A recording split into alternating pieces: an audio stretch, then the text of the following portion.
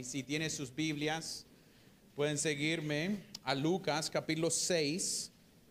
En el boletín dice capítulo 6, 12 a 20, pero de verdad solo vamos a ver hoy 12 a 16.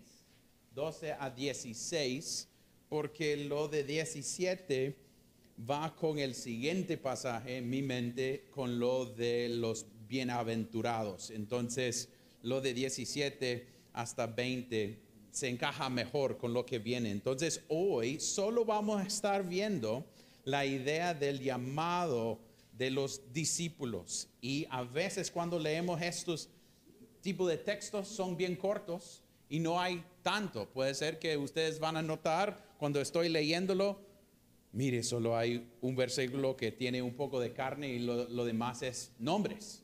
Entonces, ¿qué vamos a hacer con esto? Pero yo quiero animarles a ver que hay bastante para nosotros en este texto, porque nos enseña la soberanía de Cristo en su llamado y cómo Él funciona. Y cómo Él, siendo Dios, al mismo tiempo pone su confianza en su Padre en el cielo. Entonces, con eso en mente, voy a leer versículos 12 y adelante. Dice en capítulo 6, en esos días Jesús se fue al monte a orar y pasó toda la noche en oración a Dios. Cuando se hizo de día, llamó a sus discípulos y escogió 12 de ellos, a los que también dio el nombre apóstoles. Simón, a quien también llamó Pedro, y Andrés su hermano, Jacobo y Juan, Felipe y Bartolomé, Mateo y Tomás, Jacobo, hijo de Alfeo, y Simón, al que llamaba el Celote, Judas, hijo de Jacobo, y Judas Iscariote, que llegó a ser traidor. Oremos nuevamente. Padre Celestial, sin tu ayuda no tenemos nada para entender esta palabra. Nosotros dependemos de ti, oh Dios.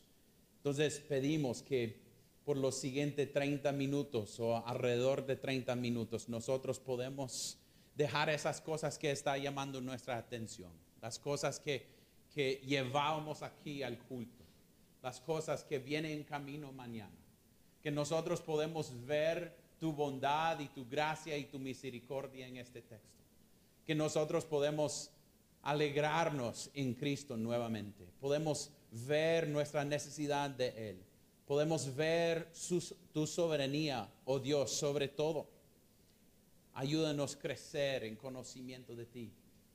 No nos deja igual de lo que entrábamos hoy por la tarde.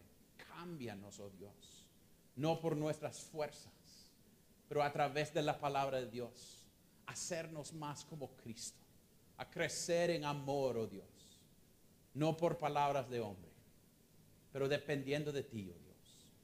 Perdona a él que va a predicar, porque sus faltas son muchos. Ayúdenos, oh Dios, a ver a ti y solamente a ti. Y oremos esto en el nombre de Cristo. Amén. Amén. Entonces, en contexto, lo que está sucediendo las semanas pasadas, hemos visto la idea del día de reposo y lo que Rudy había mencionado, que los fariseos estaban encima de Cristo, buscando manera para atraparlo. Y fijo, después de esa situación, cuando él habló con ellos y los regañó, él se fue, dice, al monte a orar. Y hay bastante que nosotros podemos ver, porque lo que viene en camino es Cristo escogiendo a apóstoles, a los quien Él va a elegir para fundar la iglesia. Van a ser los bases de lo que nosotros somos, de esta realidad, de lo que nosotros estamos haciendo hoy en día, reuniéndonos. Pero mire la postura de Cristo. En el texto dice, en esos días se fue al monte, pero no se fue al monte diciendo, hey, voy a orar, como a veces nosotros decimos a otros hermanos, yo voy a orar para vos. Pero ni fijamos en lo que si vamos a orar por ellos o no. Él se fue al monte para estar con su Padre. Se fue por no un rato. No era como, yo tengo 5 minutos, voy a ir a orar rápidamente. No. ¿Cómo se fue Jesús? En el texto dice que en esos días Jesús se fue al monte a orar y pasó toda la noche en oración a Dios. Lo que debe causarnos es Cristo, siendo el Hijo, está reconociendo que Él quiere que la voluntad de Dios sea hecha. Él está dependiendo y teniendo comunión con su Padre en el cielo antes de tomar una decisión tan grande. Él va a salir de allá, bajar del monte, y ¿qué va a hacer? Escoger algunos para ser los apóstoles. Y es interesante que Cristo, siendo Cristo, está siendo un ejemplo para nosotros. Nosotros podemos decir que Cristo era soberano. Cristo tenía el Espíritu Santo sin medida. Podía decir, no voy a ir a orar. Yo puedo escoger de un solo ya. Ya tengo los discípulos acá, este y este. No, pero mire la postura de Cristo. En una decisión tan importante, en una decisión tan grave, en esa idea, se fue para estar con su Padre. Es algo interesante que Cristo mismo, a tener ese poder, está mostrándonos algo acerca de comunión con el Padre. La idea que nosotros a veces ni pensamos así acerca de oración. Tenemos detalles o cosas sucediendo en nuestras vidas y nosotros oremos bien al rato. No profundamente, no pensando en lo que vamos a hacer. No pasamos tiempo en oración, y Cristo nos está enseñando cómo debe ser cuando estamos eligiendo. Porque es Cristo mismo que va a decir que debemos orar. ¿Por qué? Por gente que van a ir a la cosecha a recoger la cosecha. Es Él mismo que va a decirnos que debemos tener ese patrón por orar por ellos que van a ir tirados para predicar la palabra de Dios. Y lo que Cristo está mostrándonos es ese patrón, esa manera de orar por ellos que van a ser líderes. Y podemos ver eso sucediendo en el Nuevo Testamento. Ustedes solo tienen que ir a Hechos cuando van a elegir a diáconos. ¿Qué hicieron? Oraron. Cuando ellos estaban listos para poner Pablo y Barnabé, ellos ¿qué hicieron? Oraron. Cuando estaban eligiendo ancianos en la iglesia en Hechos, ¿qué hicieron? Oraron. Es un patrón que Dios le dio. Cristo está mostrándonos la manera que nosotros debemos pensar en cosas. Y cuando estamos eligiendo líderes o pensando en la iglesia, debemos orar. Tener ese patrón. Y puede ser que Aarón está pidiendo oración para él mismo, pero ustedes deben tener ese patrón de orar por sus líderes. Orar que Dios va a darnos líderes que aman a Él. Mire, Cristo está con el Padre pasando tiempo antes de ir a hacer esta cosa tan importante. Entonces debemos tener ese patrón adentro de la iglesia. Si nosotros queremos hombres para guiar la iglesia, debemos estar orando por hombres que temen a Dios primeramente, que guían sus familias bien, que son líderes en cada área de su vida, que viven por la gloria de Cristo. Debemos aprender de ese ejemplo de Cristo, que Él tenía el patrón de ir a orar, aunque Él tenía la habilidad para elegir. Sin pidiendo ayuda, Él podía porque era Cristo mismo. Pero Él está mostrándonos que hay algo en orar constantemente y estar con su Padre. Y puedo ir más allá con esta idea de oración. Nosotros debemos pensar que debemos orar en cada cosa antes de tomar decisiones. A veces nosotros ni oremos cuando estamos pensando en un nuevo trabajo, ni oremos cuando estamos pensando en estudiar algo. Jóvenes, cuando ustedes lleguen a universidad, a veces dicen, lo que me gusta voy a hacer. Pero ni ponemos atención a la idea de debemos orar en cada área. Cuando ustedes van a casarse, deben estar orando. Padres, debemos estar orando por nuestros niños, sus futuros esposos y esposas.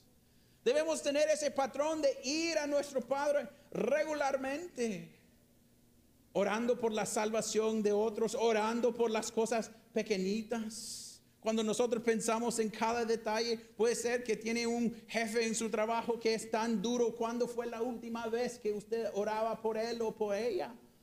¿O ha tenido ese patrón de oración? Mire, Cristo está mostrando, enfrentando decisiones bien difíciles. Él está yendo a su Padre, pasando tiempo orando en comunión con su Padre. Hay bastante que podemos aprender allí. Familia, esto es algo que yo había dicho a Josué, que anunciara lo de oración los jueves a las 7. Porque debemos pensar que nada va a suceder si nosotros no tenemos el patrón de orar. Es algo de nosotros. Cada vez que oremos aquí en la iglesia, estamos reconociendo nuestra dependencia a Dios. Es el gas que nos empuja, es el motor que se mueva cosas. No es algo que nosotros solo estamos haciendo diciendo, ok, vamos a orar por estas cosas. No, es nosotros hablando con nuestro Padre. Pero quiero animarnos a hacer dos cosas. Orar por cosas pequeñas, pero ver la profundidad de la manera que Cristo está orando. Pasar toda la noche orando significa que Él estaba orando por un montón de cosas. No era repitiendo tanto. Sobre esto. Y nosotros tenemos ese patrón, de orar bien egoísta. Solo pensando en nosotros. Que sale bien esta situación, que se mejora. Y nuestra tendencia no es que Dios sea glorificado en todo lo que sucede. Tenemos ese patrón de pensar solo en lo pequeño, y Cristo está con él orando por estos discípulos que van a ser ellos que van a ser tirados y van a morir por la iglesia. Estos van a ser los apóstoles que Marcos 3 dice que van a ir a predicar el evangelio. Está orando por esos hombres que van a ser los que anuncian el evangelio. Y quiero pedirles o quiero preguntarles si eso es nuestro patrón de orar. Que Cristo es un genio solo ahí para darme lo de mi día. Que va bien con mis clases, que yo tengo un buen día, que descanso bien. Y nunca oremos por las cosas profundas, por salvación, por cambio, que Dios da avivamiento en nuestro país. Que nuestras familias pueden conocer a Cristo, que Dios puede seguir levantando gente para plantar iglesias en este país. Orando por cosas. No estoy diciendo que es malo orar por lo pequeño, porque dice que debemos llevar toda súplica a Él. Pero a veces nuestras súplicas son tan nosotros céntricos y no pensamos en lo que estamos orando. Y debemos tener ese patrón de orar. Oraciones profundos y oraciones que están enfocados en quién es nuestro Dios. Mire a su Cristo. Antes de esta decisión se fue a su Dios para tener comunión. Pero mire lo que sigue. En versículo 13 dice, cuando se hizo de día. Mire, hay 3 palabras que Él va a hacer y todos tienen que ver con Él actuando sobre ellos. Mire en versículo 13, cuando se hizo de día, que llamó a sus discípulos, ¿qué más? Y escogió Dios, 12 de ellos, y los que también dio, Él dio el nombre de apóstoles. Hay 3 cosas, y ¿a dónde inicia toda esa obra? En Cristo, no en ellos. No en lo que ellos son, no en sus habilidades, porque vamos a ver en un momento que son unos que no hace, la verdad, nos hace falta por sus habilidades. La Biblia nos muestra que son hombres que no hubiera llamado la atención. Si hubieran llegado acá, hubiera sido, y estos manes no sirven para nada. Pero es lo que debemos ver primeramente es la soberanía de Dios en su manera de escoger. Es solamente la elección de Cristo en esto. No es ellos diciendo, yo quiero ser, yo soy apóstol. Hoy en día tantas iglesias tienen apóstoles. ¿Y quién han nombrado a ellos apóstoles? Ellos mismos. Interesante. Es Cristo que nombran apóstoles. Solamente Cristo. Y viene y vamos a ver eso en un momento. Pero la idea es Cristo llamando, Cristo escogiendo, Cristo nombrando. Está mostrando su poder y su autoridad sobre esto. Y es interesante que no les sorprendí a él. Algunos van a decir, pero mire la lista que tiene Judas Iscariote. Él lo eligió. Era él mismo que está escogiendo a Judas. Y vamos a hablar de esa realidad, pero estos hombres han sido llamados por un propósito. El propósito, como Marcos 3 dice, es para anunciar el evangelio. Son apóstoles. Apóstoles, ¿qué significa la palabra apóstoles? Ellos que han sido enviados. ¿Y qué deberían tener estos apóstoles? Si quiere, no vamos a ir ahí, pero si quieren notarlo, Hechos 1:22, 1 de Corintios 9:1 nos muestra que deberían ser gente que habían visto a Cristo resucitado, 1, y 2, escogido por Dios o Jesucristo y entrenado por Jesucristo. Entonces podemos decir, ¿cuándo fue el último que fue nombrado como apóstol? Casi un año después de la muerte de Cristo. Entonces no tenemos apóstoles hoy en día en el término de lo que dice la Biblia. Aunque en Honduras alguien me dijo hace poco, en 2015, Aarón, si usted funde 3 iglesias, usted ya es apóstol. Yo solo con eso, wow, qué fácil. Vámonos pues. Vamos a tomar ese grupo. Si voy a hacer 3 iglesias con este grupo, ya soy apóstol. No, porque ¿quién es que está nombrando? Es Cristo. Y eso es bien importante, familia. Debemos ver que es Dios que llama. Es Cristo que llama a los apóstoles. Depende de Él para establecer esos hombres, para tirarlos a fundar la iglesia. Debemos ver que depende de Cristo en todo este propósito. Es Él actuando sobre ellos, no ellos actuando sobre Cristo. Es Cristo haciendo la obra. Es Cristo haciendo la obra. Entonces, con ellos van a ir y la mayoría de ellos van a morir sirviendo a la iglesia. Pero su propósito era predicar, anunciar el evangelio. Y veamos en todo Hechos lo que ellos están haciendo, anunciando la gloria de Cristo. Y familia, nosotros podemos ver el éxito, no de ellos, pero el éxito de Dios usando medios de hombres tan llenos de pecado. En la realidad que hay iglesias en todo el mundo hoy en día. Hay gente en varios lugares, como no, hay gente en otros lugares que van a decir, hay iglesias en Tegucigalpa. Ni sé qué hay en Honduras, pero hay iglesias allá. Sí, porque Dios es fiel. Él usa hombres. Pero es interesante el tipo de hombre que Él usa. Mire a la lista. Siempre empieza cuando hay una lista de los discípulos. Siempre empieza con Simón. Es interesante que hay 2 cosas aquí. Había otros alrededor de Cristo. Mire cuando dice que llamó a sus discípulos y escogió 12 de ellos. Había otros ahí. Había más. Pero Él escogió 12. Y mire, escogió a Simón, a quien también llamó Pedro, la roca. Y eso siempre me da alegría ver ese nombre, familia. Porque tenemos las alturas de Pedro.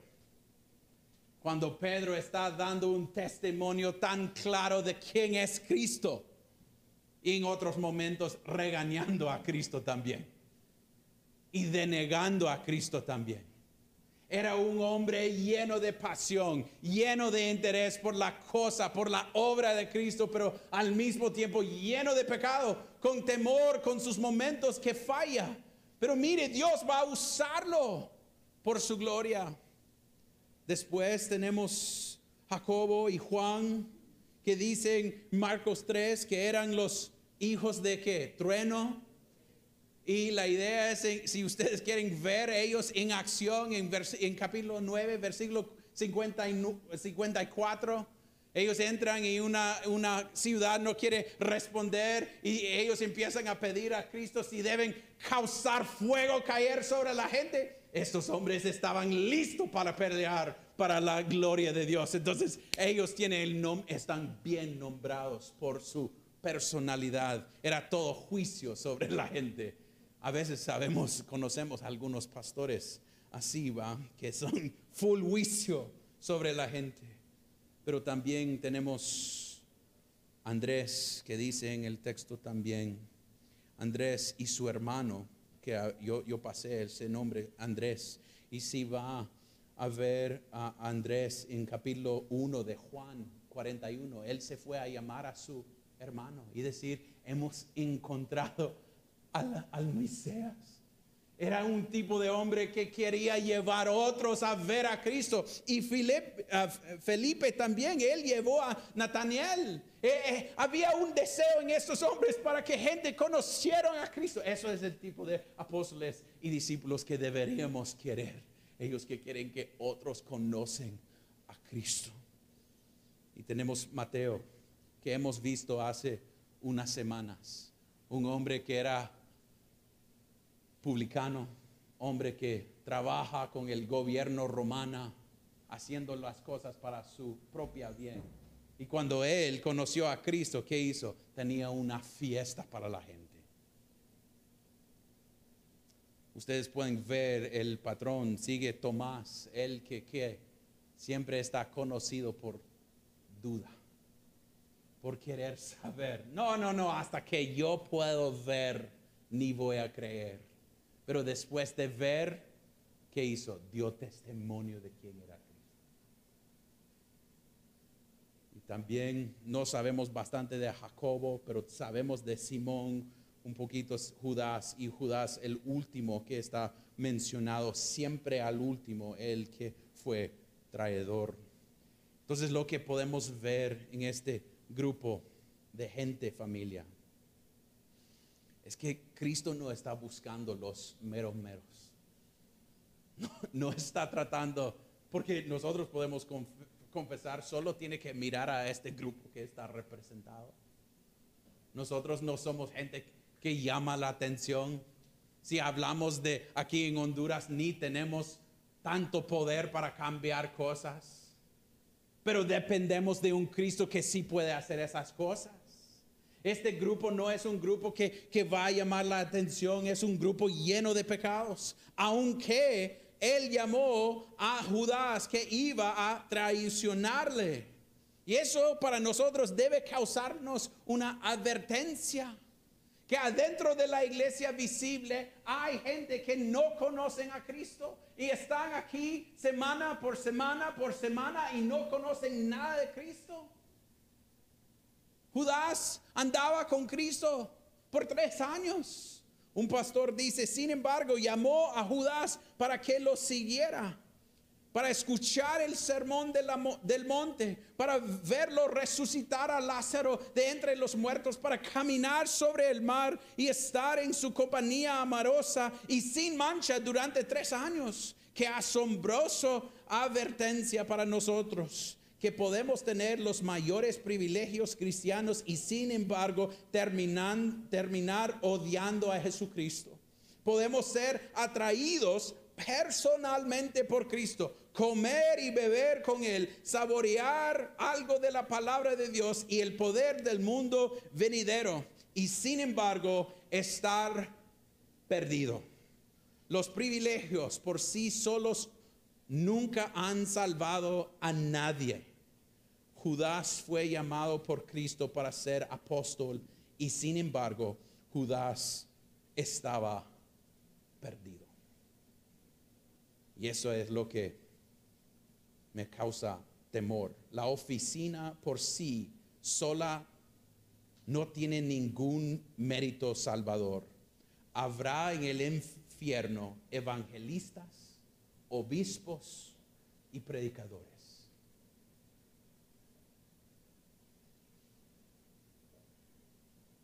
Familia, eso es una advertencia bien grave. Cada vez que veamos el nombre de Judas, que nosotros debemos pensar, oh Dios, sin tú obrando en nosotros, no hay esperanza.